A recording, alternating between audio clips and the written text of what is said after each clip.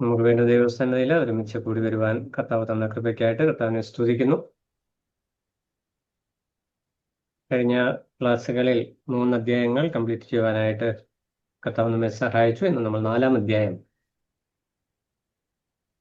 അതിലെ അനുഗ്രഹീതമായ ചിന്തകൾ പങ്കുവയ്ക്കാമെന്നാണ് ഇന്ന് കർത്താവിൽ ആഗ്രഹിക്കുന്നത്. കർത്താവിൻ്റെ പരസ്യ ശുശ്രൂഷ ആരംഭിക്കുമ്പോൾ കർത്താവ് ചെയ്ത 2 അഭിമുഖ സംഭാഷണങ്ങളാണ് യോഹന്നാൻ ആദ്യം കൈകാര്യം ചെയ്യുന്നത്. 3-ാം അധ്യായത്തിൽ നിക്കോദോമസും കർത്താവും തമ്മിലുള്ള അഭിമുഖ സംഭാഷണത്തെക്കുറിച്ച് താൻ പറയുന്നു.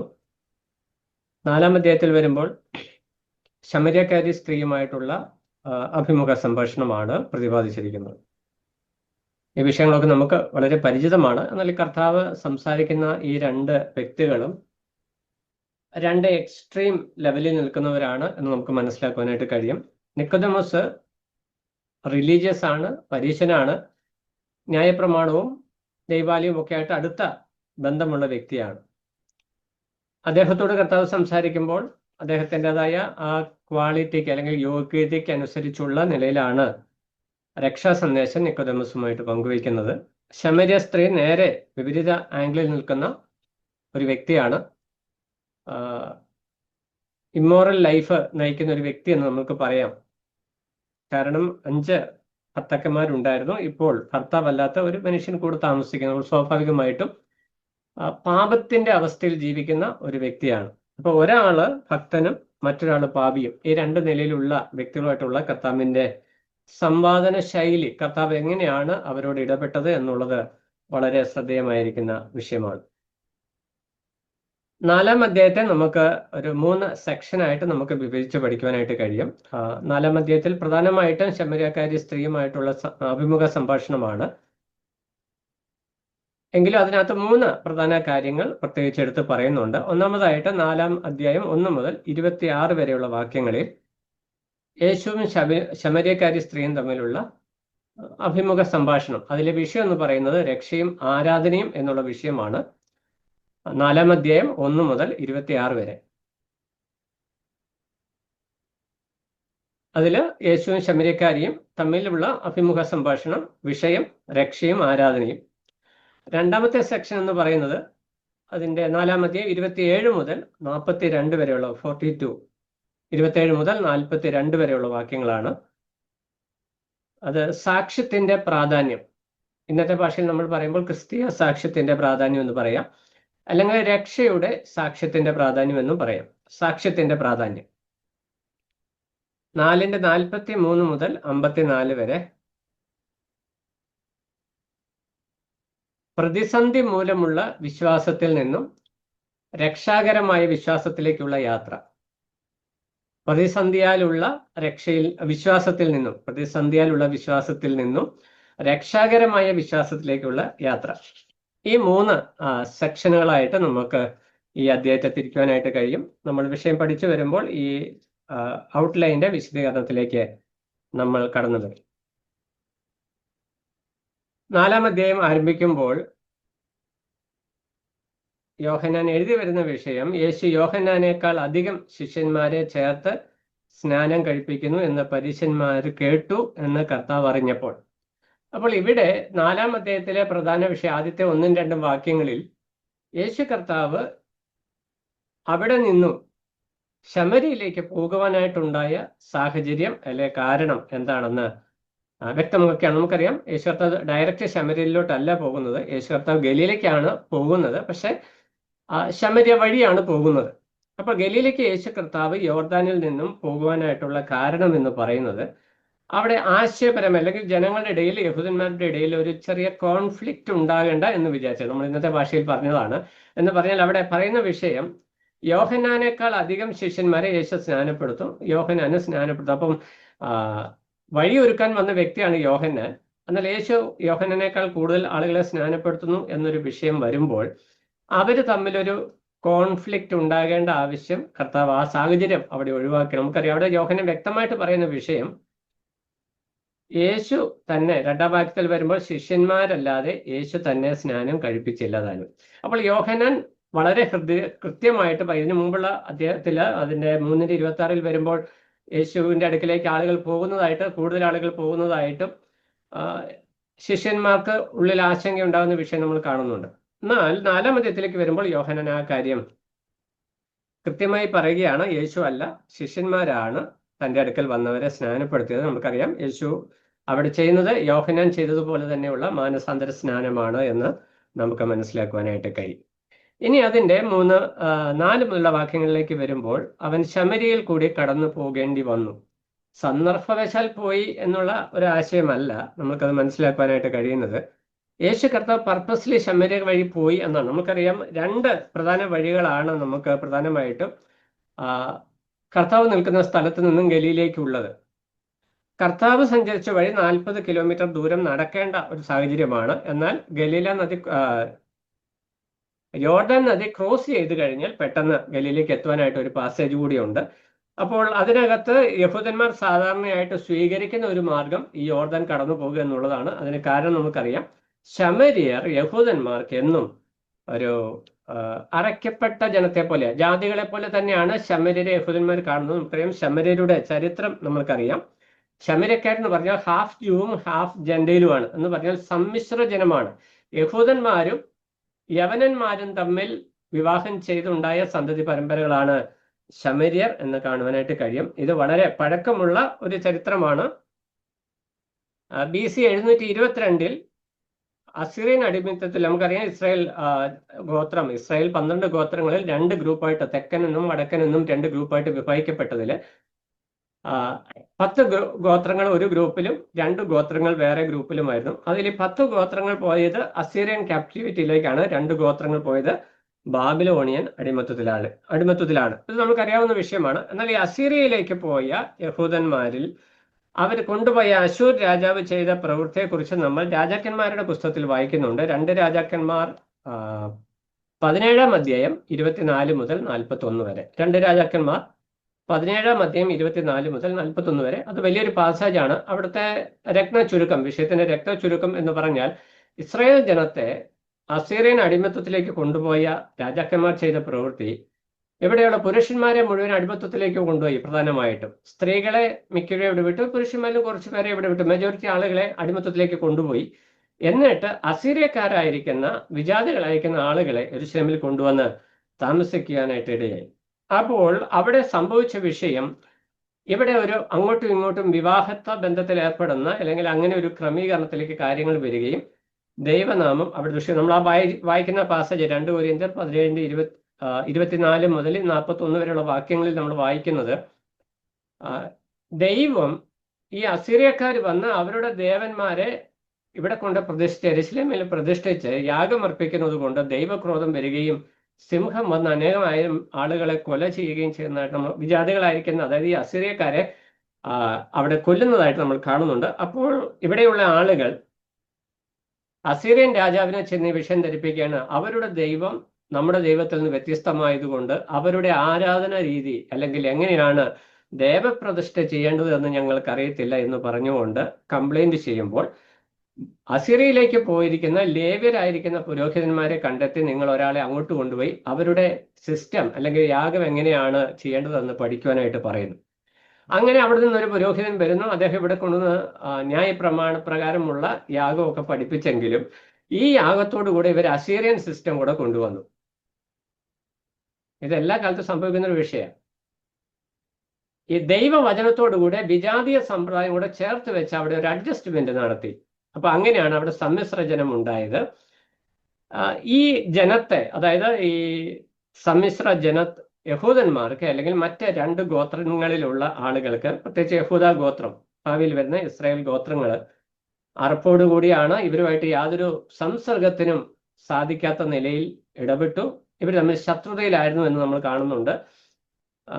യെരൂശലേം ദേവാലയം പുതുക്കി പണിയുന്ന സമയത്ത് എസ്രായുടെ കാലത്ത് ഇവര് ഈ പണിയുവാനായിട്ട്, ഞങ്ങൾ കൂടി പണിയുവാനായിട്ട് സഹായിക്കാമെന്ന് പറഞ്ഞ് അസീറിയൻസ് ഇസ്രായേൽ, അത് ഈ യഹൂദന്മാര് ഈ എസ്രായുടെ അടുക്കിലേക്ക് വരുന്നുണ്ട്. യഹൂദന്മാരുടെ അടുക്കിലേക്ക്, പണിയുന്ന ആളുകളുടെ അടുക്കിലേക്ക്, ഞങ്ങൾ കൂടി, ദേവാലയം ഞങ്ങളുടേത് കൂടിയാണല്ലോ, അപ്പൊ ഞങ്ങൾ കൂടി ചേർന്ന് പണിയാം, നമുക്ക് ഒരുമിച്ച് ഇവിടെ ആരാധിക്കാം എന്ന് പറഞ്ഞ് ഇവർ വരുമ്പോൾ അത് പണിയുവാനായിട്ട് അവർ കൂടെ ചേർക്കുന്നില്ല എന്ന് നമ്മൾ കാണുന്നുണ്ട്. അതുപോലെ നെഹമ്യാവ് മതിൽ പണിയുന്ന സമയത്തും ഇതേ ആളുകൾ അവിടെ വന്ന് ഇവർക്കെതിരെ പ്രവർത്തിക്കുന്നതായിട്ട് ഒരു വിധത്തിലും അവർ തമ്മിൽ ചേർന്ന് പോകാത്ത ഒരു സാഹചര്യമുണ്ട്. അപ്പോൾ യെരുശലേം ദേവാലയം പുതുക്കി പണിതപ്പോഴും മതിൽ പണിതപ്പോഴും ഇവർക്ക് അവിടെ പ്രവേശനം കൊടുത്തില്ല. ഇവരോട് ശത്രുതയോടെയാണ് യഹൂദന്മാർ ഇടപെട്ടത്. അത് നിമിത്തം BC 400 ശമരിയർ ഗെരിസിം പർവ്വതത്തിൽ ഒരു ദേവാലയം അവർക്ക് വേണ്ടി തന്നെ പണിതു. അതിനെക്കുറിച്ചാണ് ശമരിയ സ്ത്രീ ഇവിടെ കർത്താവുമായിട്ട് സംസാരിക്കുന്നത് നമുക്ക് കാണുവാനായിട്ട് കഴിയും.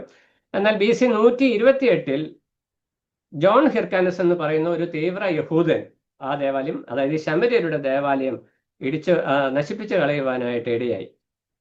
കാരണം ഈ യഹൂദന്മാർ വിജാതികളുമായിട്ടൊരു സങ്കര ഇനമായിട്ട് ഇവർ കാണപ്പെട്ടതുകൊണ്ട് ഇസ്രായേൽ ജനത്തിന് അല്ലെങ്കിൽ യഹൂദന്മാർക്ക് വെറുപ്പുള്ള ഒരു ജാതിയായിട്ട് ശമര്യർ നിൽക്കുന്നു.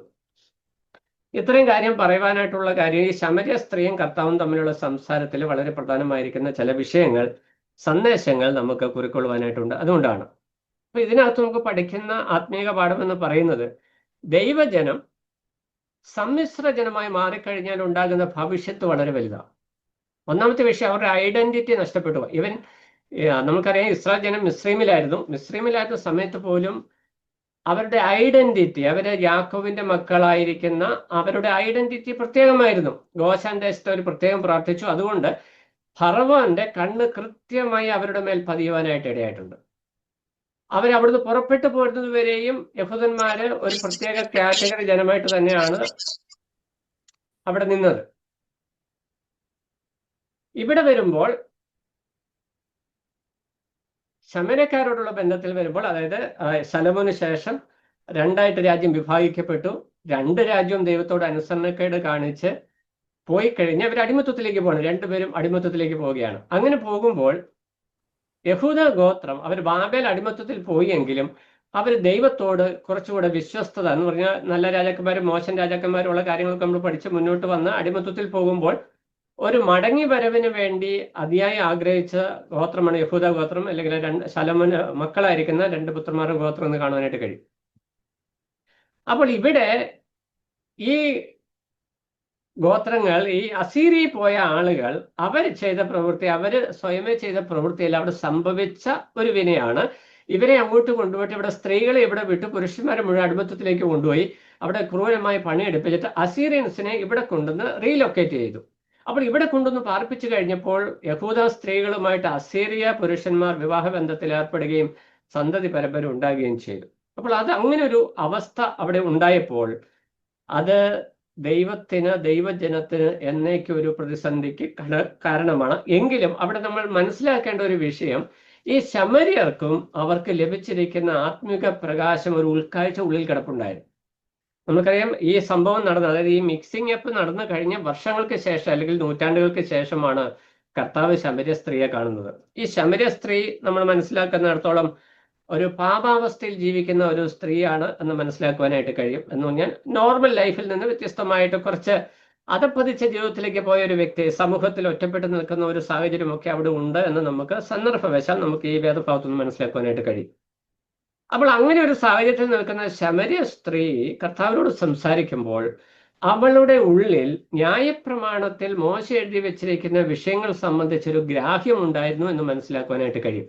അപ്പൊ ശമര്യർ ഈ അസീറിയൻസുമായിട്ടൊരു കൂടിക്കലർച്ച വന്നുവെങ്കിലും യഹൂദ ന്യായപ്രമാണത്തെ ഇവര് വായിക്കുകയും പഠിക്കുകയൊക്കെ ചെയ്യുന്നു.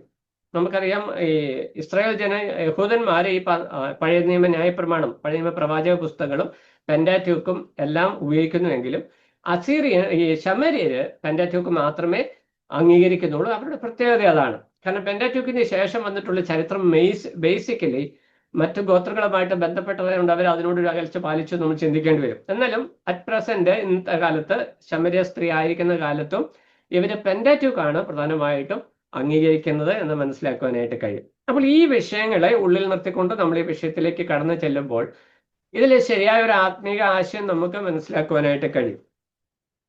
യേശു കർത്താവ് നമ്മൾ 4-ാം വാക്യത്തിൽ വായിച്ചത് ശമര്യയ്ക്ക് പോകേണ്ടതായിട്ട് വന്നു. ഞാൻ പറഞ്ഞതുപോലെ ഇത് സന്ദർഭവശാൽ അബദ്ധവശാൽ ചെന്ന് പെട്ടതല്ല കർത്താവ്. അവിടെ കർത്താവ് നിക്കോദോമസുമായിട്ടുള്ള സംസാരത്തിന് ശേഷം അടുത്ത ദിവസം കർത്താവ് യാത്ര ചെയ്യുമ്പോൾ തൻ്റെ മിഷൻ അല്ലെങ്കിൽ നമുക്കറിയാം ശുശ്രൂഷയ്ക്കായിട്ട് കർത്താവ് ഇറങ്ങി തിരിക്കുമ്പോൾ കർത്താവ് ആദ്യം കണ്ടത് യഹൂദനെയാണ്. നമ്മൾ സഭയോടുള്ള ബന്ധത്തിലും സുവിശേഷത്തുള്ള ബന്ധം ആദ്യം യഹൂദനോടും പിന്നെ യവനോട് സംസാരിക്കണമെന്നാണ് കർത്താവ് പറയുന്നത്. അപ്പോൾ കർത്താവ് ആദ്യം ചെയ്ത പ്രവൃത്തി ആദ്യം യഹൂദനോട് ഇടപെട്ടു, രണ്ടാമത് ശമര്യനോടാണ്. യഹൂദനും യവനോട് മിക്സപ്പ് ആയ ശമര്യ സ്ത്രീയോടാണ് കർത്താവ് രണ്ടാമത് ഇടപെടുന്നത്. ആ ഇടപെടലിൽ വളരെ ഹൃദ്യമായിരിക്കുന്ന ചില പാഠങ്ങൾ നമുക്ക് ഉൾക്കൊള്ളുവാനായിട്ടുണ്ട്. അതാണ് ഈ 4-ാം അധ്യായത്തിൽ നിന്ന് നമുക്ക് മനസ്സിലാക്കുവാനായിട്ട് കഴിയുന്നത്. നമുക്കറിയാം, കർത്താവ് നിൽക്കുന്ന സ്ഥലത്ത് നിന്നും ഏകദേശം 40 കിലോമീറ്റർ അകലെയാണ് സുഖാർ എന്ന് പറയുന്ന പട്ടണം, ശമര്യ പട്ടണം. 5-ാം വാക്യത്തിൽ നമ്മൾ വായിക്കുന്നു, അങ്ങനെ അവൻ സുഖാർ എന്നൊരു ശമര്യ പട്ടണത്തിൽ യാക്കോബ് തന്റെ പുത്രനായ യോസഫിന് കൊടുത്ത നിലത്തിനരികെ എത്തി. യേശു വഴി നടന്ന് ക്ഷീണിച്ചിട്ട് ഉറവിനരികെ ഇരിക്കുകയായിരുന്നു. അപ്പോൾ ഇവിടെ പ്രധാനമായിട്ടും നമ്മൾ കാണുന്ന വിഷയം, യേശു കർത്താവ് ജീവജലം കൊടുക്കുവാനായിട്ട് വന്ന വ്യക്തി. ജീവജലം എന്ന് അവിടെ ഉദ്ദേശിക്കുന്നത് നിത്യജീവനെ കുറിച്ചാണ്, അല്ലെങ്കിൽ നമ്മുടെ ഭാഷയിൽ പറഞ്ഞാൽ രക്ഷയെക്കുറിച്ചാണ്. ഈ പുതുതായി ജനിച്ചില്ല എങ്കിൽ ദൈവരാജ്യം കാണില്ല എന്ന് നിക്കോദോമസിനോട് പറഞ്ഞു. എന്നാൽ ഇവിടെ വരുമ്പോൾ കുറച്ചുകൂടെ ലൈറ്റ് ആയിട്ട്, എന്ന് പറഞ്ഞാൽ ശമര്യ സ്ത്രീ ആയിരിക്കുന്ന സാഹചര്യത്തോട് ചേർന്നാണ് കർത്താവ് സംസാരിക്കുന്നത്. നിക്കോദോമസ് കർത്താവിനെ തേടിയാണ്, കർത്താവിനെ കുറിച്ച് കേട്ടു, കർത്താവിന്റെ ഉപദേശം കേട്ടു, കർത്താവിനെ കുറിച്ച് അറിഞ്ഞുകൊണ്ട് കർത്താവിന്റെ അടുക്കിലേക്ക് വന്ന വ്യക്തിയാണ് നിക്കോദോമസ്. എന്നാൽ കർത്താവിനെ കുറിച്ച് യാതൊരു അറിവുമില്ലാത്തൊരു വ്യക്തിയാണ് ശമര്യ സ്ത്രീ.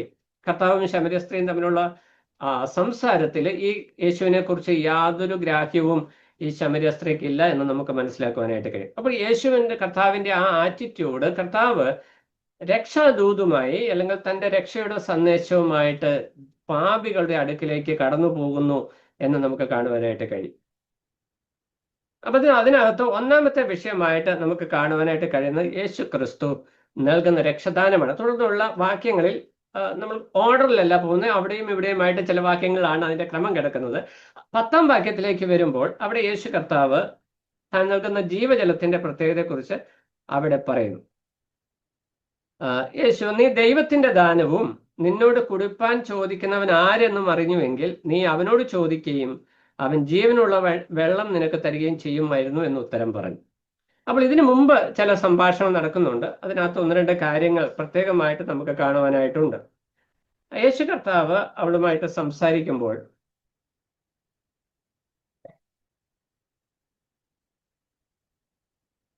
യേശു കർത്താവിന്റെ സംസാരത്തില് കർത്താവ് അവളോട് ചോദിക്കുന്ന വിഷയം 7-ാം വാക്യത്തില്, ഒരു ശമര്യ സ്ത്രീ വെള്ളം കോരുവാൻ വന്നു. യേശു അവളോട്, എനിക്ക് കുടിപ്പാൻ തരുമോ എന്ന് ചോദിച്ചു. ശമര്യ സ്ത്രീ അവനോട്, നീ യഹൂദനായിരിക്കെ ശമര്യക്കാരിയായി എന്നോട് കുടിപ്പാൻ ചോദിക്കുന്നത് എങ്ങനെയെന്ന് പറഞ്ഞു. 2 ശത്രുതാ മനോഭാവത്തിലുള്ള 2 വ്യക്തികൾ തമ്മിൽ ഒരുമിച്ച് വന്നിരിക്കുന്ന സാഹചര്യമാണ് ഇവിടെ ഉള്ളത്. ശമര്യ സ്ത്രീയുടെ ഹൃദയത്തെ കുറച്ചു നേരത്തേക്ക് ഒരു പ്രതിസന്ധിയിലാക്കിയ വിഷയം, ഈ യഹൂദൻ എന്തുകൊണ്ടാണ് എന്നോട് കുടിപ്പാൻ വെള്ളം ചോദിക്കും? ഒരിക്കലും യഹൂദന്മാർ അങ്ങനെ ചോദിക്കില്ല. അത്രയ്ക്ക് അറപ്പാണ് അവർക്ക് ശമര്യരെ കുറിച്ച്. അവരുമായിട്ട് യാതൊരു ഡീൽസും അവർക്കില്ല. കാണുമ്പോൾ തന്നെ ഇവർ തമ്മിൽ ശത്രുതയിലാണ്. എന്നാൽ യേശു കർത്താവ് ഈ ശമര്യ സ്ത്രീയോട് വെള്ളം കുടിക്കാൻ ചോദിക്കുമ്പോൾ സ്വാഭാവികമായിട്ടും അതിന്റെ 9-ാം വാക്യത്തിന്റെ അവസാന ഭാഗത്ത് പറയുന്നത്, യഹൂദന്മാർക്കും ശമര്യർക്കും തമ്മിൽ സമ്പർക്കമില്ല. അപ്പൊ യോഹന്നാൻ ഏറ്റവും ലളിതമായ ഭാഷയിൽ നമുക്ക് ആ വിഷയം പറഞ്ഞു തരികയാണ്. എന്തുകൊണ്ടാണ് അവിടെ ഒരു കൺഫ്യൂഷൻ ഈ ശമര്യ സ്ത്രീക്ക് ഉണ്ടാകുന്നത്? അവർ തമ്മിൽ ഒരു സംസർഗം അവിടെ ഇല്ല എന്ന് പറഞ്ഞാൽ യാതൊരു ഇടപാടുകളും അവർ തമ്മിലില്ല, അടുപ്പമില്ല, ഫ്രണ്ട്ഷിപ്പ് ഇല്ല, വ്യാപാരങ്ങൾ, ക്രയവിക്രയങ്ങളില്ല. ഇവർ ഐസൊലേറ്റഡ്, പ്രത്യേകമായിട്ട് 2 ജാതികളായിട്ട് നിൽക്കുകയാണ്. അവർക്ക് വെവ്വേറെ പട്ടണങ്ങൾ, വെവ്വേറെ ആരാധനാ സ്ഥലങ്ങൾ, വെവ്വേറെ ദേവാലയങ്ങൾ. ദൈവത്തെക്കുറിച്ച് ഏകദേശം ഒരു കാഴ്ചപ്പാടിന്റെ സൂചന ഉണ്ടെങ്കിലും വ്യത്യസ്തമായ നിലയിലാണ് അവർ കടന്നു പോകുന്നതെന്ന് മനസ്സിലാക്കുവാനായിട്ട് കഴിയും. അപ്പോൾ അങ്ങനെയുള്ള ഒരു സാഹചര്യത്തിൽ കർത്താവ് അവളുടെ അടുക്കിലേക്ക് ഇറങ്ങിച്ചെല്ലുകയാണ്. അപ്പോൾ അവിടെ 2 കാര്യങ്ങൾ. ഒന്നാമത് നമുക്ക് കാണുവാനായിട്ട് കഴിയുന്നത്, ദൈവം സകല പാപികൾക്കും രക്ഷ ദാനമായിട്ട് നൽകുകയാണ്, അല്ലെങ്കിൽ ജീവജലം ദാനമായിട്ട് നൽകുകയാണ്. രക്ഷദാനമാണ് എന്നുള്ള സന്ദേശമാണ് ഇവിടെ കർത്താവ് അല്ലെങ്കിൽ യോഹന്നാൻ കർത്താവിനോട് ജീവിതത്തോടുള്ള ബന്ധത്തിൽ ചേർത്ത് നമ്മളെ പഠിപ്പിക്കുന്ന വിഷയം രക്ഷ ദാനമാണ്. റോമാലേഖനം 4-ാം അധ്യായം 4-5 വാക്യങ്ങളിൽ വരുമ്പോൾ അവിടെ പ്രവർത്തിക്കാത്തവന് വിശ്വാസം അവന് നീതിയായി കണക്കിടുന്നു, പ്രവൃത്തിക്ക് പ്രതിഫലം കൊടുക്കുകയാണെങ്കിൽ അത് കൂലിയാണ് എന്ന് പറയുന്നത് നമ്മൾ വായിക്കുന്നുണ്ട്. അപ്പോൾ ഇവിടെ ഒന്നാമതായിട്ട് നമ്മൾ കാണുന്ന വിഷയം രക്ഷ ദാനമാണ്, അല്ലെങ്കിൽ ജീവജലം ദാനമായിട്ടാണ് നൽകുന്നത്. രണ്ടാമത്തെ പോയിന്റ് ആയിട്ട് ഈ രക്ഷയിൽ നിന്ന് ആരെയും ഒഴിവാക്കിയിട്ടില്ല. ജീവജലം, ആ ജീവജലം നൽകുന്ന ആ രക്ഷാ പദ്ധതിയിൽ നിന്ന് ദൈവം ആരെയും ഒഴിവാക്കിയിട്ടില്ല. ആ വ്യക്തിയുടെ ക്വാളിഫിക്കേഷൻസ് കർത്താവ് നോക്കുന്നില്ല. സ്വാഭാവിക യഹൂദൻ എന്നുള്ള നിലയിൽ കർത്താവ് ഒരിക്കലും ഈ ശമര്യ സ്ത്രീയുടെ അടുക്കിലേക്ക് വരുവാൻ സ്വാഭാവിക രീതി വെച്ച് സാധ്യതയില്ല, അതിന്റെ ആവശ്യവുമില്ല. എന്നാൽ കർത്താവ് വന്നതിന്റെ ഉദ്ദേശം, കർത്താവ് പറഞ്ഞു, ഞാൻ നീതിമാന്മാരെ അല്ല പാപികളെ തേടി അത്രേ ഭൂമിയിലേക്ക് വന്നു. അവിടെ യാതൊരു വ്യത്യാസവും കർത്താവ് കാണിക്കുന്നില്ല. നമ്മൾക്കറിയാം, ഇന്ന് ഇത്രയും അഡ്വാൻസ്ഡ് ആയിട്ട് നമ്മൾ ഡെവലപ്പ് ചെയ്ത് വന്നിട്ട് പോലും ഇന്നും നമ്മുടെ രാജ്യത്ത് പോലും ജാതി വ്യവസ്ഥിതികളുണ്ട്. ഉന്നത കുലരായിരിക്കുന്ന ആളുകൾ സുവിശേഷവുമായിട്ട് താണ ജാതികളുടെ അടിയിലേക്ക് പോകാൻ മടിക്കും. പോകുന്നവരുണ്ട്, പോകുന്നില്ലെന്നല്ല, നമ്മളൊക്കെ പോകുന്നവരൊക്കെയാണ്. എന്നാൽ ഏറ്റവും താണ അധകൃത വർഗം എന്ന് പറയുന്ന സമൂഹത്തിലേക്ക് കടന്നു ചെല്ലുന്നവർ വളരെ ചുരുക്കുക. എല്ലാവരും ആ ഒരു സർട്ടൻ ലെവലുള്ള ആളുകളുമായിട്ടാണ് ഇടപെടുന്നതെന്ന് കാണുവാനായിട്ട് സാധിക്കും. എന്നാൽ ഇവിടെ കർത്താവ് താൻ ഒരുക്കുന്ന രക്ഷാ പദ്ധതിയുമായിട്ട് വരുമ്പോൾ, ആ സന്ദേശവുമായിട്ട് വരുമ്പോൾ, കർത്താവ് അവിടെ നമുക്ക് നൽകുന്ന സന്ദേശം എന്ന് പറയുന്നത്, ഒന്നാമത്തെ സന്ദേശം ഈ രക്ഷ സൗജന്യമാണ്, അല്ലെങ്കിൽ ദൈവത്തിന്റെ ദാനമാണ്, ഗിഫ്റ്റാണ്, ഗോഡ്സ് ഗിഫ്റ്റാണ് എന്നുള്ള വിഷയം തരുന്നു. അതാണ് കർത്താവ് അവിടെ പറയുന്നത് 10ാം വാക്യത്തില്, നീ ദൈവത്തിന്റെ ദാനവും. അപ്പൊ ദൈവം നൽകുന്ന ദാനം എന്താണ്, അല്ലെങ്കിൽ എന്താണ് ഏറ്റവും പ്രധാനപ്പെട്ട ദാനം എന്നുള്ള വിഷയം നീ അറിഞ്ഞിരുന്നു എങ്കിൽ, അതാ കർത്താവ് പറയുന്നത്, നീ അറിഞ്ഞിരുന്നുവെങ്കിൽ, ദൈവത്തിന്റെ ദാനത്തെ കുറിച്ച് നീ കേട്ടിരുന്നുവെങ്കിൽ, അറിഞ്ഞിരുന്നുവെങ്കിൽ എന്ത് ചെയ്യുമായിരുന്നു? നീ എന്നോട് അതിനെക്കുറിച്ച് ചോദിക്കും. പക്ഷെ അറിയത്തില്ല. അതാണ് കർത്താവ് പറഞ്ഞിരിക്കുന്ന ആശയം. എന്നാൽ അത് എല്ലാവർക്കും ദാനമായി ലഭിക്കുന്നു എന്നതാണ് ഒന്നാമത്തെ സന്ദേശം. രണ്ടാമത്തെ സന്ദേശം, ജീവജലം അല്ലെങ്കിൽ ആത്മരക്ഷ എന്ന് പറയുന്നത് അതിൽ നിന്ന് ആരെയും ഒഴിവാക്കിയിട്ടില്ല. എല്ലാവർക്കുമായിട്ട് ഒരുക്കപ്പെട്ടു, അതിലാരെയും ഒഴിവാക്കിയിട്ടില്ല. ഈ ഇലക്ഷനും തെരഞ്ഞെടുപ്പും ഒക്കെ വന്ന് പഠിപ്പിച്ചു വരുമ്പോൾ നമ്മളുടെ ഇടയിൽ അങ്ങനെ പഠിപ്പിക്കുന്നുണ്ട്. ദൈവം ചിലരെ തെരഞ്ഞെടുത്തു, ചിലരെ ഒഴിവാക്കി എന്നൊക്കെ പഠിപ്പിക്കുന്നുണ്ട്.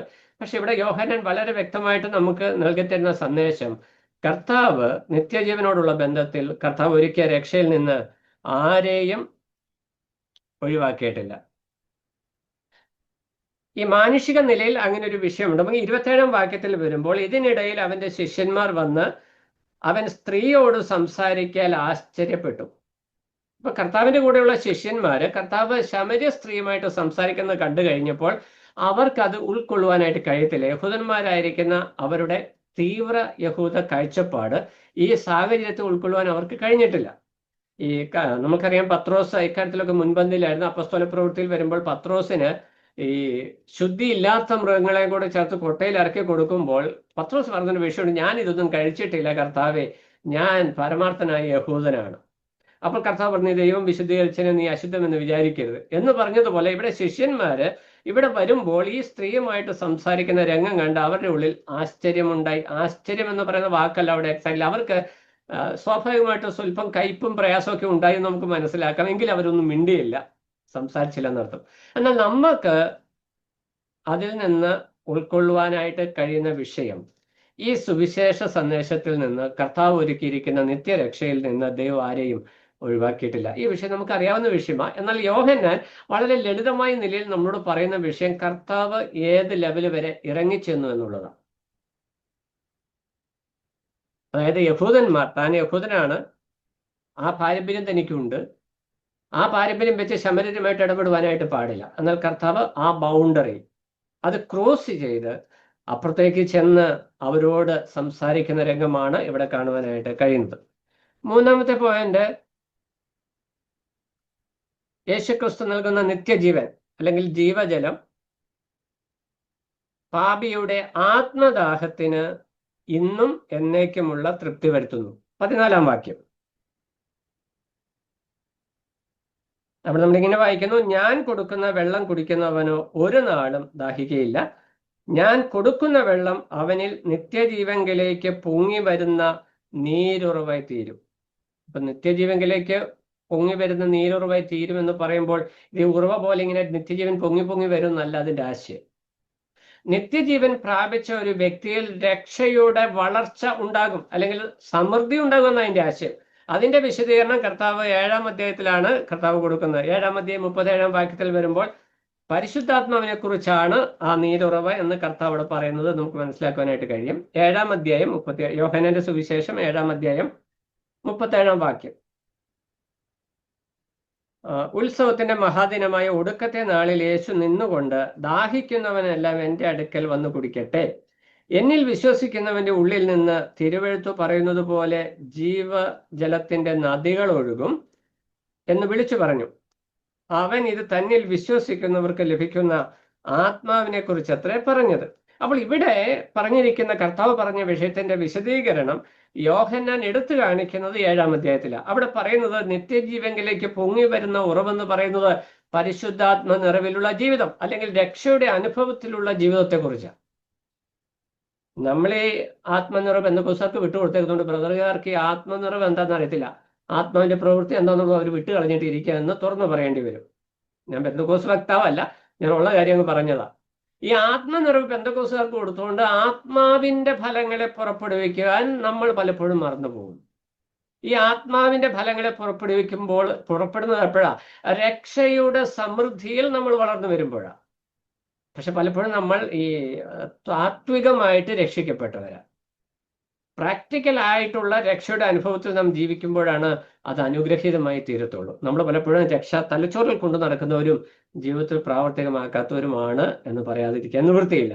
അപ്പോൾ ഇവിടെ കർത്താവ് ഈ ശമര്യ സ്ത്രീയോട് പറയുന്ന വിഷയം എന്ന് പറയുന്നത് യേശു പാപികൾക്ക് കൊടുക്കുന്ന രക്ഷ അല്ലെങ്കിൽ ജീവജലം എന്ന് പറയുന്നത് അവരുടെ ദാഹത്തിനു വേണ്ടി ഇന്നും എന്നേക്കുമുള്ള തൃപ്തി വരുത്തുന്നു.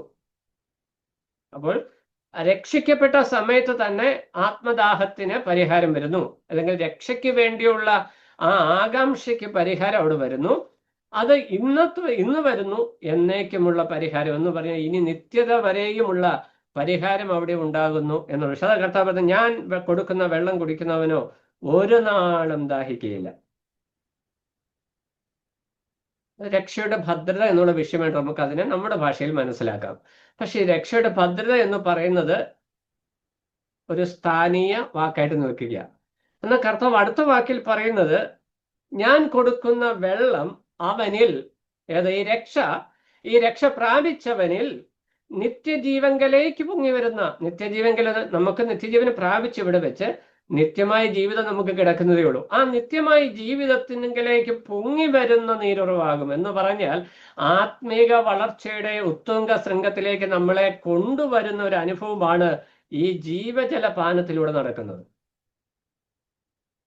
അതുകൊണ്ടാണ് രക്ഷിക്കപ്പെട്ട ദൈവമക്കൾ കഷ്ടതകളും പ്രയാസങ്ങളൊക്കെ വരുമ്പോൾ മാനുഷിക നിലയിൽ നമ്മൾ ക്ഷീണിച്ചൊക്കെ പോകുമെങ്കിലും ആവേശം കെട്ടടങ്ങിപ്പോകാതെ കഷ്ടത സന്തോഷമെന്ന് എണ്ണി മുന്നോട്ട് പോകുവാനായിട്ടുള്ള കാരണം രക്ഷയുടെ നിർണയമില്ലാത്തവർ കഷ്ടതയും പ്രയാസവും വരുമ്പോൾ പതറിപ്പോകുന്നത് അതുകൊണ്ട് തന്നെയാണ്.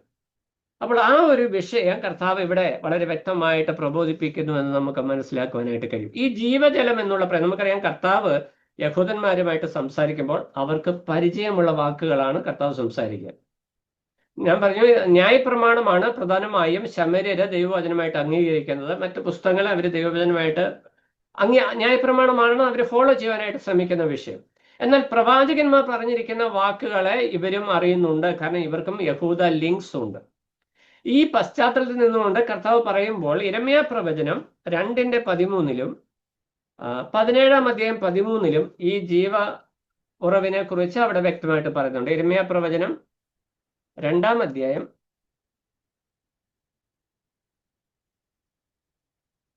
13-ാം വാക്യം.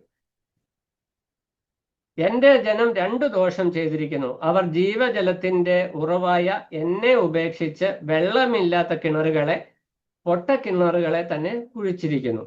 ഇത് ദൈവജനത്തിന്റെ ജീവിതത്തിലെ ആത്മീക അധപ്പതിനെ കുറിച്ച്, അവർ ദൈവത്തെ വിട്ട് സ്വന്തം നിരൂപണങ്ങളിൽ ആശ്രയിച്ച് ലോകത്തിലേക്ക് ഇറങ്ങിപ്പോയ പരിതാപകരമായ അവസ്ഥയാണ് യിരെമ്യാവ് പറയുന്നത്. അവിടെ യിരെമ്യാവ് മുഖാന്തരം പറയുന്നത് അവർ ജീവജലത്തിന്റെ ഉറവായിരിക്കുന്ന ദൈവത്തെ ഉപേക്ഷിച്ച് അവർ പൊട്ടക്കിണറുകളെ കുഴിച്ചു, വെള്ളമില്ലാത്ത കിണറുകളെ കുഴിച്ചുകൊണ്ടിരിക്കുകയാണ്. അവിടെ വെള്ളമില്ല, പക്ഷെ അത് കുഴിക്കുന്നതിലാണ് അവർക്ക് താല്പര്യം.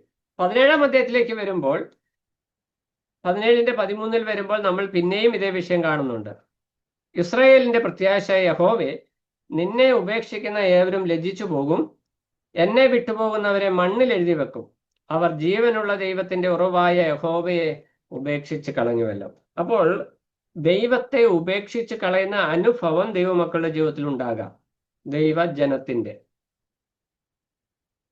അപ്പോൾ ആ ഒരു അനുഭവത്തിലേക്ക് പോകുമ്പോൾ കർത്താവ് ആ അവസ്ഥയെ കുറിക്കുന്നത് പൊട്ടക്കിണറുകളെ കുഴിച്ചുന്ന ഇസ്രായേൽ ജനത്തിന്റെ ജീവിതത്തിൽ അങ്ങനെ സംഭവിച്ചിട്ടുണ്ട്. ക്രിസ്തീയ സഭാ ചരിത്രത്തിലും ഇതേ അവസ്ഥ പല പ്രാവശ്യം AD 3-ാം നൂറ്റാണ്ട് മുതൽ ഇന്നയോളം പല സന്ദർഭങ്ങളിലും സംഭവിച്ചിട്ടുണ്ട്, ഇന്നും സംഭവിച്ചുകൊണ്ടിരിക്കുന്നുണ്ട്. ദൈവജനം, രക്ഷിക്കപ്പെട്ട ദൈവമക്കൾ, ദൈവത്തെ അറിഞ്ഞവർ ദൈവത്തെ വിട്ട് ലോകത്തിലേക്ക് ഇറങ്ങി തന്നിഷ്ടപ്രകാരം കാര്യങ്ങളെ ക്രമപ്പെടുത്തുമ്പോൾ പൊട്ടക്കിണറുകളെ കുഴിക്കുകയാണ്. അവർ ജീവന്റെ ഉറവിനെ ഉപേക്ഷിച്ചു കളഞ്ഞു. അപ്പോൾ രണ്ട് കാര്യം വ്യക്തമാണ്. രക്ഷിക്കപ്പെടുന്നത് എന്നേക്കുമുള്ള ദാഹത്തിന്, ആത്മീയ ദാഹത്തിന് 14-ാം വാക്യപ്രകാരം അവിടെ പരിഹാരം വരുന്നു. എന്നാൽ പ്രായോഗിക ജീവിതത്തിൽ നിത്യജീവങ്കിലേക്ക് പൊങ്ങി വരുന്ന ഉറവിന്റെ അനുഭവമായിട്ട് ഈ ജീവജലം പ്രവർത്തിക്കണമെങ്കിൽ കർത്താവിനോടുള്ള ബന്ധത്തിൽ ചേർന്ന് ജീവിക്കുന്ന ഒരു അനുഭവത്തിലേക്ക് നമ്മൾ എത്തിച്ചേരണം. ഇതിനാണ് പ്രായോഗിക ക്രിസ്തീയ ജീവിതം അല്ലെങ്കിൽ രക്ഷയിലുള്ള വളർച്ച എന്നൊക്കെ നമ്മൾ പറയുന്നത്. ഈ റേഞ്ചിൽ അല്ലെങ്കിൽ ഈ തലത്തിൽ ഇന്നത്തെ ദൈവജനം വളരെ പുറകിലാണെന്ന് പറയേണ്ടി വരും. ഇന്നത്തെ ദൈവജനത്തിന്റെ ഈ അഭിനിവേശം, താല്പര്യം എന്ന് പറയുന്നത് ലോകത്തിലേക്ക് പോയി ചേർന്ന് പോയിക്കൊള്ളുക എന്നുള്ളതാണ്. അതിന് കാരണം മറ്റൊന്നല്ല, നമ്മൾ പറയുന്ന പോലെ ഫറവോൻ, മിസ്രൈമിൽ നിന്ന് ഫറവോനെ കുറിച്ച് നമ്മൾ പറയുന്നത് പോലെ യോസെഫിനെ അറിയാത്ത ഒരു രാജാവ് മിസ്രൈമിൽ അല്ലെങ്കിൽ ഈജിപ്തിൽ വന്നു. അപ്പൊ ജോസഫ് ആരാണ്, ജോസഫ് എന്ത് ചെയ്തു, ജോസഫ് ആരാണ്, ജോസഫിന്റെ ജനം എന്താണെന്ന് അറിയാത്ത ഒരു കൂട്ടം ഒരു രാജാവ് അവിടെ വന്നു. അത് ഇസ്രായേൽ ജനത്തിന് ദോഷമായി ഭവിച്ചു. പിന്നീട് നമ്മൾ മുന്നോട്ട് വരുമ്പോൾ ഇസ്രായേലിന്റെ ചരിത്രം യോശുവയുടെ കാലശേഷം മുമ്പോട്ട് നമ്മൾ പഠിച്ചു വരുമ്പോൾ ന്യായാധിപന്മാരുടെ കാലത്ത് വരുമ്പോഴത്തേനും ജനം അവനവന് തോന്നിയതുപോലെ ബോധിച്ചതുപോലെ നടന്നു എന്ന് നമ്മൾ കാണുന്നു. ഈ അവനവന് ബോധിച്ചതുപോലെ നടന്നതിന്റെ ഒരു റിസൾട്ടാണ് ഈ ശമര്യ ജനം. സമ്മിശ്ര ജനം, വിശ്വാസികളും അവിശ്വാസികളും കൂടിക്കലർന്ന് ഒരവിശ്വാസി അരാവിശ്വാസി സിസ്റ്റം. വാസ്തവത്തിൽ അവർ അവിശ്വാസികൾ തന്നെയാണ്. അതിൽ ചുരുക്കം പേർക്ക് ഈ ന്യായപ്രമാണത്തെക്കുറിച്ചൊരു ഉൾക്കാഴ്ചയുണ്ട്. ഇന്നും ഏകദേശം അധികം ഒരു കാലഘട്ടത്തിലേക്ക് നമ്മൾ എത്തിപ്പെട്ടിരിക്കുക. ലോകത്തോട് വിശ്വാസികൾ, ദൈവജനം ഇറങ്ങിപ്പോയിട്ട് അവിടെ ഉള്ളതെല്ലാം ഇങ്ങോട്ട് അഡോപ്റ്റ് ചെയ്തുകൊണ്ട് വന്ന് നെഹമ്യാവിന്റെ കാലത്ത് സംഭവിച്ചതുപോലെ മതിലുകളെല്ലാം ഇടിച്ചു പൊളിച്ചു കളഞ്ഞ് കുറുക്കൻ കയറിയാൽ അത് പൊളിഞ്ഞു പോകും എന്ന് പറഞ്ഞിരിക്കുന്ന ഒരു അവസ്ഥയിൽ വന്നു നിൽക്കുന്നു. അപ്പോൾ എന്ത് സംഭവിക്കും? പുറത്തുള്ള അഴുക്കുകൾ അകത്തേക്ക് കടന്നു വന്നിട്ട് ഈ നീരൊഴുക്കിനെ തടസ്സപ്പെടുത്തും. ഏത് നീരൊഴുക്ക്? ഈ രക്ഷയുടെ സന്തോഷം, രക്ഷയുടെ നിറവിൽ നിന്ന് വരുന്ന ആത്മീക സമൃദ്ധി എന്ന് പറയുന്ന ആ നീരുറവ് അടഞ്ഞു പോകും എന്ന് പറഞ്ഞാൽ വിശ്വാസികൾ ആത്മീകമായിരിക്കുന്ന അന്ധതയിലേക്ക്, ആത്മീക മുരടിപ്പിലേക്ക് പോകും എന്നതിൻ്റെ ആശയം. ഇത് അങ്ങനെ ഒരു കാലഘട്ടത്താണ് ഞാനും നിങ്ങളും ഇന്നായിരിക്കുന്നത്. എന്ന് പറഞ്ഞാൽ ദൈവമക്കൾ ലോകത്തിലേക്ക് ഇറങ്ങിപ്പോയി ആ ലോകത്തെ സഭയ്ക്കുള്ളിലേക്ക് കൊണ്ടുവന്ന് അതിനെ ന്യായീകരിക്കുവാൻ വേണ്ടത്ര പഴുതുകൾ കണ്ടെത്തിക്കൊണ്ടിരിക്കുക. അതിനെതിരെ ആരെങ്കിലും ശബ്ദമുയർത്തിയാൽ എസ്രായിക്കും നെഹമ്യാവിനും ഒക്കെ പറ്റിയതുപോലെ സൻബലത്തും തോബിയാവും ശമര്യരാണ് എന്ന് നമ്മൾക്ക് മനസ്സിലാക്കുവാനായിട്ട് കഴിയും. നെഹമ്യാവ് അവിടെ മതിൽ പണിയാനായിട്ട് വരുമ്പോൾ ഇവർ നേരെ ഓപ്പോസിറ്റ് നിൽക്കുക. ഈ സമ്മിശ്ര ജനം, ദൈവജനത്തിനൊരു യഥാസ്ഥാപനം ഉണ്ടാകുവാനായിട്ട് ശ്രമിക്കുന്ന, ദൈവജനത്തിനൊരു സംരക്ഷണം അതിൽ ഒരുക്കുവാനായിട്ട് ശ്രമിക്കുന്നവരെ ഇല്ലായ്മ ചെയ്യുവാനായിട്ട്, തടസ്സപ്പെടുവാനായിട്ട്, അവരുടെ ഉറക്കം കെടുത്തുവാനായിട്ട്, അവരുടെ മാർഗം മുടക്കുവാനായിട്ട് സൻബല്ലത്തുമാരും തോബിയാവുമാരും എണീറ്റിങ്ങനെ നിൽക്കുക. ഈ രംഗത്തെ കർത്താവ് വ്യക്തമായിട്ട് ശമര്യ സ്ത്രീയെ കുറിച്ച് പറയുമ്പോൾ എന്തിനാ സൻബലത്തിനെ കുറിച്ച് പറഞ്ഞു ചിന്തിക്കാം. നമ്മൾ ബഹുദ ശമര്യ സ്ത്രീയെ കുറിച്ച് വായിച്ചങ്ങ് പോയി കഴിഞ്ഞാൽ അവിടെ എന്താണ് കർത്താവ് ഉദ്ദേശിക്കുന്നതിനുള്ള ആത്മീയ സന്ദേശം നമുക്ക് ലഭിക്കാതെ പോകും. ശമര്യ സ്ത്രീ നമുക്ക് മുമ്പിൽ വലിയൊരു ആത്മീക പാഠമാണ്. ദൈവജനം അനുസരണക്കേട് കാണിച്ചത് കൊണ്ട് അവരെ അടിമത്വത്തിലേക്ക് വിട്ടു. ആ അനുസരണക്കേടാണ് ഇതിന്റെ മൂല കാരണം. ദൈവമക്കളായിരിക്കുന്ന നാം നമുക്ക് ലഭിച്ച രക്ഷയോടും നമ്മെ രക്ഷിച്ച കർത്താവിനോടും ദൈവവചനത്തോടും അനുസരണക്കേട് കാണിക്കുമ്പോൾ അതിന്റെ ആത്യന്തിക ഫലം എന്ന് പറയുന്നത് ഈ സമ്മിശ്ര ജനത്തിന്റെ ആവിർഭാവമാണ്.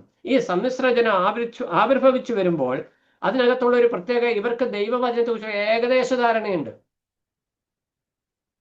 നമ്മൾ അതിന്റെ 22-ാം വാക്യത്തിലേക്ക് വരുമ്പോൾ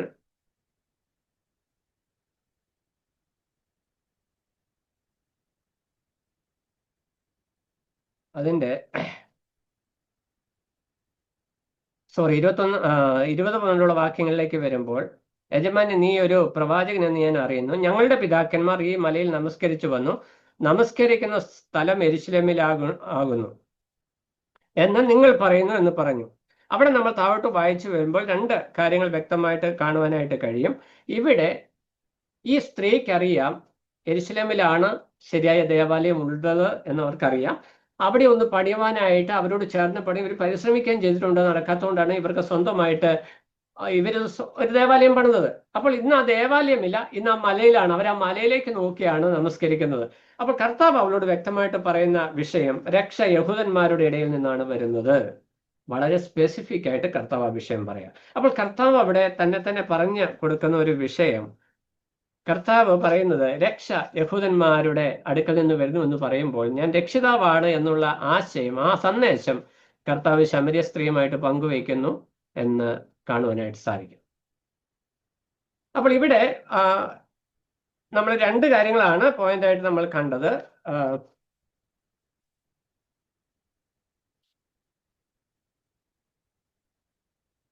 യേശു ക്രിസ്തു പാപികളെ തേടി വരുന്നു. രണ്ടാമതായിട്ട് യേശു സകല പാപികൾക്കും രക്ഷദാനം ചെയ്യുന്നു. ആ ദാനം ചെയ്യുന്ന രക്ഷയില് സബ് പോയിന്റ് ആയിട്ട് 3 കാര്യങ്ങൾ കണ്ടു. യേശു നൽകുന്ന ജീവജലം അല്ലെങ്കിൽ രക്ഷദാനമാണ്. ആ ദാനത്തിൽ നിന്ന് രണ്ടാമത്തെ പോയിന്റ് ആരെയും ഒഴിവാക്കിയിട്ടില്ല. മൂന്നാമത്തെ വിഷയം ഇന്നും എന്നേക്കുമുള്ള രക്ഷയാണ്, അല്ലെങ്കിൽ ആത്മീക ദാഹത്തിന് ഇന്നും എന്നേക്കുമുള്ള രക്ഷയാണ് ഒരുക്കിയിരിക്കുന്നത് എന്ന് നമ്മൾ കണ്ടു. അടുത്തതായിട്ട് ജീവജലം ലഭിക്കുന്നതിന് യേശു ആരാണെന്നും എന്ത് നൽകുന്നുവെന്നും മനസ്സിലാക്കണം. 10-ാം വാക്യം. അവിടെ 9-ാം വാക്യം അവസാനിക്കുമ്പോൾ യഹൂദന്മാർക്കും ശമര്യർക്കും തമ്മിൽ സമ്പർക്കമില്ല എന്നുള്ള കാര്യം ശമര്യ സ്ത്രീ കർത്താവിനോട് പറയുകയാണ്, വ്യക്തമാക്കുന്നു. അതിനുശേഷം യേശു, നീ ദൈവത്തിന്റെ ദാനവും നിന്നോട് കുടിപ്പാൻ ചോദിക്കും. നമ്മൾ ആദ്യത്തെ വാക്ക് നമ്മൾ വായിച്ചത് നീ ദൈവത്തിന്റെ ദാനം, ആ വിഷയമാണ് നമ്മൾ അവിടെ ഇതുവരെ ഡിസ്കസ് ചെയ്തത്. ദൈവത്തിന്റെ ദാനമാണ് രക്ഷ.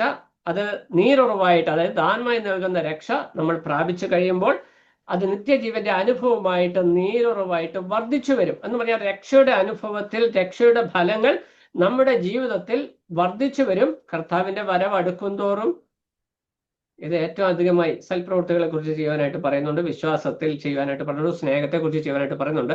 ഒറ്റ വാക്കിൽ പറഞ്ഞാൽ നമ്മുടെ വിശ്വാസ ജീവിതത്തിൽ രക്ഷയുടെ ഫലങ്ങൾ നാളുകൾ കഴിയും തോറും വർദ്ധിച്ചു വന്ന് നീരുറവായി ഇത് ഒഴുകിപ്പോകുന്ന സ്ഥലത്ത് മുഴുവനും രക്ഷാ സന്ദേശം എത്തുവാനായിട്ട് സാക്ഷ്യമായി നിൽക്കുവാനായിട്ട് കഴിയുമെന്നുള്ളതാണ്.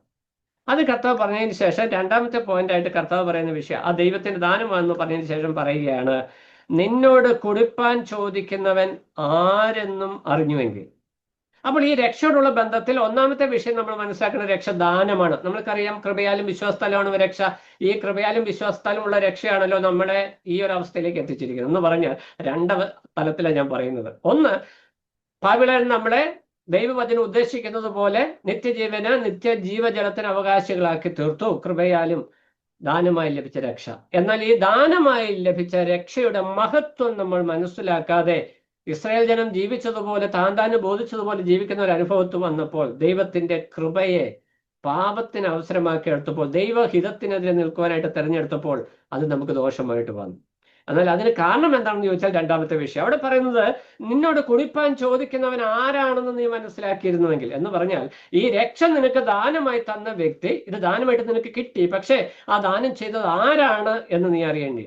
അപ്പൊ രക്ഷയിലെ രണ്ടാമത്തെ ഘടകം എന്ന് പറയുന്നത് ഈ രക്ഷ നൽകുന്നത് ആരാണ്, യേശു ആരാണ്, യേശു ക്രിസ്തു ആരാണ് എന്ന് വ്യക്തമായിട്ട് മനസ്സിലാക്കണം. അത് മനസ്സിലാക്കിയതിന് ശേഷം വേണം എന്ത് ചെയ്യണം. മൂന്നാമത്തെ ഘട്ടമാണ് രക്ഷയ്ക്ക് വേണ്ടി രക്ഷിതാവിനോട് ചോദിക്കുന്നവർക്ക് രക്ഷദാനമാണ്, പക്ഷെ ചോദിക്കുന്നവർക്കാണ് അത് കിട്ടുക. ഈ 3 ആശയം വളരെ ലളിതമായിട്ട് ഈ 10-ാം വാക്യത്തിൽ കർത്താവ് പറഞ്ഞിരിക്കുക. കർത്താവ് ഒറ്റ വാക്കിൽ ഒരു സെന്റൻസിൽ കർത്താവ് സുവിശേഷം ശമര്യക്കാരെ സ്ത്രീയോട് പറയുക. 1, രക്ഷദാനമാണ്. 2, രക്ഷിതാവ് ആരാണെന്ന് നീ മനസ്സിലാക്കണം. 3, ഈ രക്ഷിതാവിനോട് രക്ഷയ്ക്ക് വേണ്ടി നീ അപേക്ഷിക്കണം. ഈ 3 കാര്യങ്ങളാണ് രക്ഷയിലെ പ്രധാന ഘടകം എന്ന് മനസ്സിലാക്കുവാനായിട്ട് കഴിയും. യേശു ആരാണ് എന്നതിന് 2 കാര്യങ്ങൾ കർത്താവ് അവിടെ എടുത്തു കാണിക്കുന്നുണ്ട്. അത് എക്സാക്ട്ലി ഇങ്ങനെ പറയുന്നില്ല, പക്ഷെ നമ്മുടെ വാക്യങ്ങളിലേക്ക് നോക്കുമ്പോൾ യേശു ക്രിസ്തുവിന്റെ ദൈവത്വവും യേശു ക്രിസ്തുവിന്റെ മനുഷ്യത്വവും നമുക്ക് വ്യക്തമായിട്ട് അവിടെ കാണുവാനായിട്ട് കഴിയും. അവിടെ 6-ാം വാക്യത്തിൽ നമ്മൾ വായിക്കുമ്പോൾ യേശു ക്രിസ്തു നടന്ന് ക്ഷീണിച്ചു, ദാഹിച്ചു, ഇരുന്നു. ഇത് യേശു കർത്താവിന്റെ മനുഷ്യത്വത്തെ സൂചിപ്പിക്കുക. അപ്പൊ യേശു ക്രിസ്തു ആരാണ്, നിന്നോട് ചോദിക്കുന്നവൻ ആരാണ് എന്ന് മനസ്സിലാക്കണം എന്ന് ശമര്യ സ്ത്രീയോട് പറയുമ്പോൾ ആദ്യമായിട്ട് കർത്താവ് പറയുന്ന വിഷയം ഒരു സ്വാഭാവിക മനുഷ്യനായിട്ടാണല്ലോ യേശു അവിടെ വരുന്നത്, ദൈവമായിട്ടല്ല വരുന്നത്. അപ്പോൾ യേശു ക്രിസ്തു മനുഷ്യനായിട്ട് വന്നു എന്നുള്ള സന്ദേശമാണ് കർത്താവ് പ്രാഥമികമായിട്ട് അവിടെ നൽകുന്നത്. യേശു ക്രിസ്തുവിന് മനുഷ്യത്വം. എന്നാൽ യേശു ക്രിസ്തുവിന് മനുഷ്യത്വത്തിന്റെ പ്രത്യേകത എന്താണെന്നതും അവിടെ കാണുന്നുണ്ട്. അതാണ് അവരുടെ ഹൈലൈറ്റ് എന്ന് പറയുന്നത്. നീ ഒരു യഹൂദനായിരിക്കെ ശമര്യക്കാരിയായിരിക്കുന്ന എന്നോട് ചോദിക്കുവാൻ കാരണം, നമുക്കറിയാം ശമര്യ സ്ത്രീ അവിടെ ആയിരിക്കുന്ന സമയം ഏകദേശം 6 മണി നേരം ഇവിടെ പറയുന്നു. നമ്മുടെ കലണ്ടർ പ്രകാരം ഏകദേശം നൂൺ ടൈം, ഉച്ചയോടടുത്ത സമയം, നല്ല വെയിൽ സമയത്താണ് ശമര്യ സ്ത്രീ ഈ കിണറ്റിൽ വെള്ളം കോരുവാനായിട്ട് വരുന്നത്. അതിന് സ്വാഭാവികമായിട്ടുള്ള മറ്റു സ്ത്രീകളൊക്കെ സ്വാഭാവികമായിട്ടും വരണം ഒന്നുകിൽ രാവിലെ അല്ലെ വൈകിട്ട് വെയിൽ ആറുമ്പോൾ. നട്ടുച്ചയ്ക്ക് ആരും വെള്ളം കോരാൻ വരാറില്ല. നട്ടുച്ചയ്ക്ക് അവൾ തനിയെ വരാനായിട്ടുള്ള കാരണം ഇവൾ പാപത്തിൽ ഏർപ്പെട്ട വ്യക്തി ആയതുകൊണ്ട് ഈ സമൂഹത്തിൽ മാന്യരായിട്ടുള്ള വ്യക്തികൾ ഇവളുമായിട്ട് അടുത്ത് വരാൻ ചാൻസ് കുറവാണ്. അതൊരു കാരണമായിട്ടിരിക്കാം. അപ്പോൾ അവിടെ ഈ യഹൂദനായിരിക്കുന്ന കർത്താവ് യേശുവിന്റെ അടുക്കൽ വന്ന് വ്യക്തിപരമായിട്ട് അവളോട് സംസാരിക്കുമ്പോൾ യേശു ക്രിസ്തുവിന്റെ മനുഷ്യത്വത്തിലുള്ള ഒരു പ്രത്യേകത അവിടെ ഹൈലൈറ്റ് ചെയ്തതാണ്. യഹൂദൻ എന്നുള്ള ഉന്നത ഭാവം യേശു അവിടെ കാണിച്ചിട്ടില്ല. നമ്മൾ ഫിലിപ്പിയ ലേഖനം 2-ാം അധ്യായത്തിലേക്ക് വരുമ്പോൾ അവിടെ പറയുന്നുണ്ട്, യേശു ക്രിസ്തു മനുഷ്യവേഷത്തിൽ ദാസരൂപം എടുത്തു. ഹി ഹംബിൾഡ് ഹിംസെൽഫ്, താഴ്മ ധരിച്ചു. അപ്പൊ സുവിശേഷം അറിയിക്കുവാനായിട്ട് നാം എത്രത്തോളം താഴ്മയുടെ അനുഭവത്തിലേക്ക് ഇറങ്ങിച്ചെല്ലണം എന്നുള്ള വിഷയം കർത്താവ് നമ്മളെ ഓർപ്പിക്കുന്നു. രണ്ടാമത്തെ ഇവിടെ നമ്മൾ പറയുമ്പോൾ കർത്താവിന്റെ മനുഷ്യത്വത്തിന്റെ സവിശേഷത, ഒരു യഹൂദൻ ആയിരിക്കെ ശമര്യരുമായിട്ട് ബന്ധമില്ല. അതാണ് അവരുടെ കമ്മ്യൂണിറ്റി സ്റ്റാൻഡേർഡ് അല്ലെ സിസ്റ്റം എന്ന് പറയുന്നത്. എന്നാൽ അതിനെ ബ്രേക്ക് ചെയ്ത് ശമര്യ സ്ത്രീയുടെ അടുക്കൽ ഇരുന്ന് അവളോട് കുശലം പറയുന്ന ഒരവസ്ഥയിലേക്ക് കർത്താവ് ഇറങ്ങിച്ചെന്നിട്ട് കർത്താവ് അവൾക്ക് വേണ്ടി അവളോട് ഇടപെടുന്നതായിട്ട് നമുക്ക് കാണുവാനായിട്ട് കഴിയും. ഒന്ന്, കർത്താവിന്റെ ഈ ഇടപെടൽ തന്നെ അവളുടെ ഉള്ളിൽ ഒരു ഉണർവ് ഉണ്ടാക്കിയിട്ടുണ്ട്. ഈ രക്ഷയ്ക്ക് ഈ പാപത്തിൽ ജീവിക്കുന്ന വ്യക്തികൾക്ക്, പാപം ചെയ്യുന്ന വ്യക്തികൾക്ക് എപ്പോഴും അവരുടെ ഉള്ളിന്റെ ഉള്ളിൽ ഈ പാപത്തിൽ നിന്നൊരു പരിഹാരം, ഒരു കൗൺസിലിംഗ് അവർ പ്രതീക്ഷിക്കുന്നുണ്ട്. ഒറ്റപ്പെട്ടു പോയ സന്ദർഭം, പാപത്തിന്റെ കുറ്റബോധം, മറ്റുള്ളവർ ഒറ്റപ്പെടുത്തി നിർത്തുന്ന ഒരു പ്രതിസന്ധിയൊക്കെ ഉണ്ട്. ഇതിനിടയ്ക്ക് ആരെങ്കിലും എനിക്കൊരു ഇന്നോടൊരു ആശ്വാസമൊക്കെ പറഞ്ഞിരുന്നെങ്കിൽ എന്ന് എല്ലാ മനുഷ്യരും ആഗ്രഹിക്കുന്നു, നമ്മളും ആഗ്രഹിക്കുന്നവരാ. ഒരു തെറ്റ് പറ്റുമ്പോൾ സാരമില്ല എന്ന് പറയുവാനായിട്ട് ഒരാളുണ്ടെങ്കിൽ നമുക്കത് ഏറ്റവും സന്തോഷമുള്ള വിഷയം. പക്ഷെ നമ്മുടെ ഇടയ്ക്കുള്ള സിസ്റ്റം, തെറ്റ് പറ്റിയില്ലെങ്കിലും തെറ്റ് പറ്റിയെന്ന് പറഞ്ഞാൽ അവനെ ക്രൂശിച്ച്, കർത്താവിനെ 3 ആണിയെ ക്രൂശിച്ചോണ്ട് നമ്മൾ മുഴുവൻ ആണി കൊണ്ട് ക്രൂശിക്കും. ഇനി നീ ആ കുരിശിൽ നിന്ന് ഒരു കാരണവശാലും ഇറങ്ങിപ്പോരുത്. അതാണ് കർത്താവ് നമ്മളുടെ വ്യത്യാസം. അപ്പോൾ ശമര്യക്കാരുടെ സ്ത്രീ അവസ്ഥ, അവൾക്ക് ആരുമില്ല, അവൾ ഒറ്റപ്പെട്ടിരിക്കുകയാണ്. 5 ഭർത്താക്കന്മാരുണ്ടായിരുന്നു, പക്ഷെ ഇപ്പോഴുള്ളവൻ ഭർത്താവല്ല. അതുകൊണ്ട് അവളുടെ ജീവിതത്തിൽ ഉള്ളിന്റെ ഉള്ളിൽ അവൾ ഒരു യഹൂദ പാരമ്പര്യം അവളുടെ ഉള്ളിന്റെ ഉള്ളിൽ കിടപ്പുണ്ട്, അല്ലെങ്കിൽ ന്യായപ്രമാണത്തെക്കുറിച്ചുള്ള ഒരറിവ് അവളുടെ ഉള്ളിന്റെ ഉള്ളിൽ കിടപ്പുണ്ട്. അതാണ് അവൾ അവിടെ സംസാരിക്കുന്ന വിഷയം. അപ്പോൾ ആകപ്പാടെ മാനസികമായിട്ട് പിരിമുറുക്കത്തിലിരിക്കുന്ന വ്യക്തിയുടെ അടുക്കിലേക്ക് ഒരു യഹൂദനൻ തന്നെ കടന്നു വരുമ്പോൾ സ്വാഭാവികമായിട്ടും അതൊരു എക്സൈറ്റ്മെന്റ് ആണ്, അതൊരു കൺഫ്യൂഷനാണ്, അതൊരു ആശ്വാസമാണ്. ആ 3 കാര്യങ്ങളിൽ ആശ്ചര്യത്തോടെ അവൾ നിൽക്കുമ്പോൾ കർത്താവ് തന്റെ മനുഷ്യത്വത്തിന്റെ പൂർണ്ണത അവൾക്ക് വെളിപ്പെടുത്തി കൊടുക്കുക. എന്നിട്ട് കർത്താവിന്റെ 2-ാം ഭാഗത്തിലേക്ക് വരുമ്പോൾ ദൈവത്വം, 14-ാം വാക്യത്തിൽ വരുമ്പോൾ കർത്താവ് കൃത്യമായിട്ട് പറയുക, ഞാൻ നിനക്ക് നിത്യജീവൻ തരും എന്ന് പറയുന്നത് കർത്താവായ യേശു ക്രിസ്തുവിന്റെ ദൈവത്വമാണ് എന്ന് മനസ്സിലാക്കുവാനായിട്ട് കഴിയും. 3-ാമത്തെ വിഷയം, രക്ഷയ്ക്ക് വേണ്ടി അത് ചോദിക്കണം. ഈ ലോകത്തിന്റെ രീതികളിലൂടെ അല്ലെങ്കിൽ സ്വന്തം പ്രവൃത്തികളിലൂടെ രക്ഷ നേടുവാനായിട്ട് ശ്രമിച്ചാൽ എന്ത് സംഭവിക്കും? കുറച്ചും വീണ്ടും ദാഹിക്കും മനുഷ്യൻ. അതാണ് മറ്റ് മതങ്ങൾ, ക്രിസ്തീയ സമുദായങ്ങളൊക്കെ ജനങ്ങൾക്ക് വിഭാവനം ചെയ്യുന്നത്, പ്രവൃത്തിയിലൂടെ രക്ഷ പ്രാപിക്കുക എന്നുള്ള ആശ.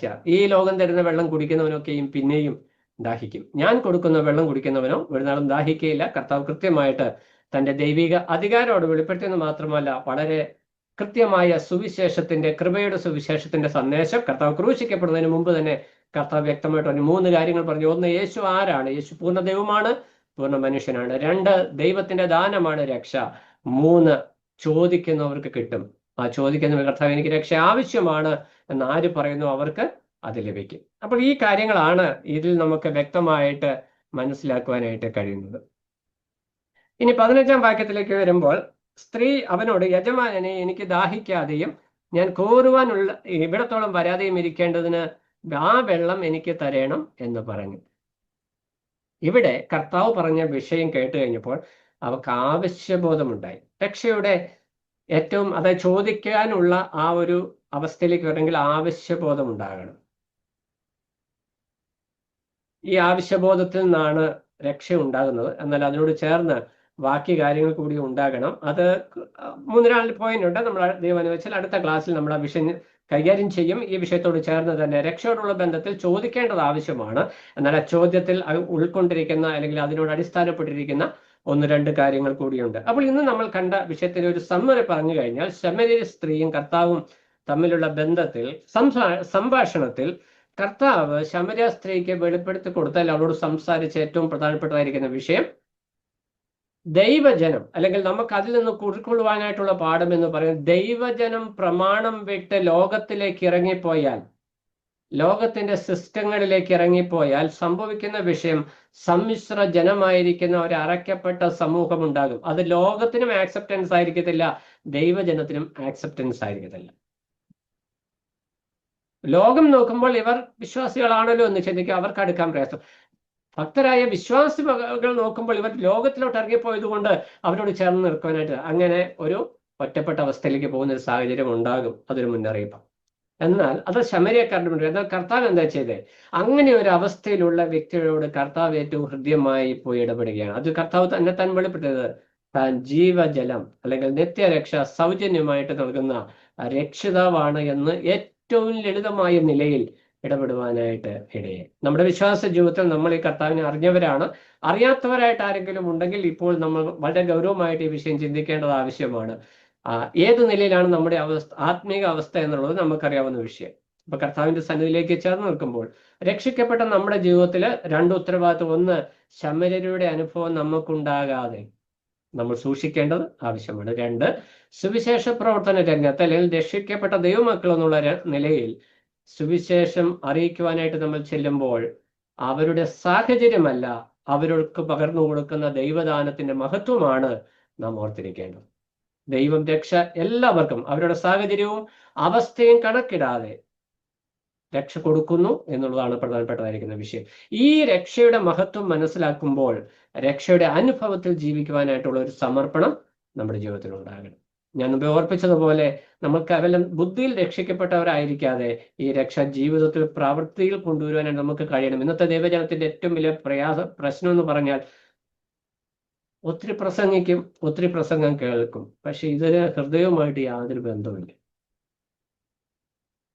രക്ഷയുടെ അനുഭവത്തിൽ വ്യക്തിപരമായും സഭയായും ജീവിക്കുമ്പോഴാണ്. പിന്നെ നമ്മൾ ഒത്തിരി പ്രസംഗിക്കേണ്ട ആവശ്യമൊന്നുമില്ല. നമുക്കറിയാം, നമ്മുടെ പിതാക്കന്മാരൊക്കെ 1899 കാലഘട്ടത്തിൽ അല്ലെങ്കിൽ 1900 അടുത്ത് വന്ന കാലഘട്ടത്തിൽ ആരംഭിച്ചപ്പോൾ, അവർ വേർപാട് വലിച്ച് മുമ്പോട്ട് വന്നപ്പോൾ, അവർ തീവ്രമായ പ്രസംഗം നടത്തിയ അല്ല ആളുകൾ അവരോട് ചേർന്നത്. അവരുടെ ജീവിതത്തിലെ വേർപാടും അവരുടെ ജീവിതത്തിലെ സാക്ഷ്യവും കണ്ടപ്പോൾ അനേകർ അവരോട് ചേർന്ന് വന്നു. അവർ പറഞ്ഞ ആലോചനകളെ പിന്തുടരുവാൻ അവർക്ക് യാതൊരു മടിയും ഉണ്ടായില്ല. വേർപാട് പാലിച്ച് അവരോട് വിവിധ ക്രിസ്തീയ സമുദായങ്ങളിൽ നിന്നും അക്രൈസ്തവ സമുദായങ്ങളിൽ നിന്നും ചേർന്ന് വന്നവരുടെ 120-ലധികം വർഷങ്ങൾ കടന്ന സാഹചര്യത്തിൽ നമ്മൾ നിൽക്കുമ്പോൾ ഇന്ന് നമ്മൾക്കൊരു പ്രശ്നം, ഈ മിസ്രൈമിലുള്ള സകലതും തിരിച്ചു പിടിക്കാനുള്ള ഒരു ശ്രമത്തിലേക്ക് നമ്മൾ പരിശ്രമം നടത്തിക്കൊണ്ടിരിക്കുക. അതെങ്ങോട്ട് പോകും? ആ പരിശ്രമം നമ്മളെ കൊണ്ടെത്തിക്കുന്നത് ശമര്യരുടെ അനുഭവത്തിലേക്കായിരിക്കും. അതാണ് ദൈവത്തിന്റെ വചനം നമ്മളെ ഓർപ്പിക്കുന്നതുകൊണ്ട് അങ്ങനെ സംഭവിക്കാതിരിക്കാൻ നമ്മുടെ വിശ്വാസ ജീവിതത്തിൽ ഈ നിത്യജീവങ്കിലേക്ക് പകരുന്ന നീരുറവിന്റെ അനുഭവം, ദൈവാത്മാവിന്റെ നിറവിൽ, ആത്മാവിന്റെ നിറവിൽ ജീവിതത്തിൽ വേർപാട് പാലിച്ച, വിശുദ്ധി പ്രാപിച്ച ദൈവഭക്തിയിൽ ജീവിപ്പാനായിട്ട്, ദൈവത്തോട് ചേർന്ന് ജീവിപ്പാനായിട്ട് നമ്മുടെ ജീവിതത്തെ സമർപ്പിക്കാം. ദൈവം നമ്മളെ ധാരാളമായിട്ട് അനുഗ്രഹിക്കട്ടെ. കർത്താവ് അനുവദിച്ച രക്ഷയുമായി ബന്ധപ്പെട്ട ബാക്കി വിഷയങ്ങൾ നമുക്ക് ഈ വേദഭാഗത്ത് അടുത്ത ക്ലാസ്സിൽ ചിന്തിക്കാം. ദൈവം നമ്മളെല്ലാവരെയും അനുഗ്രഹിക്കുമാറാകട്ടെ.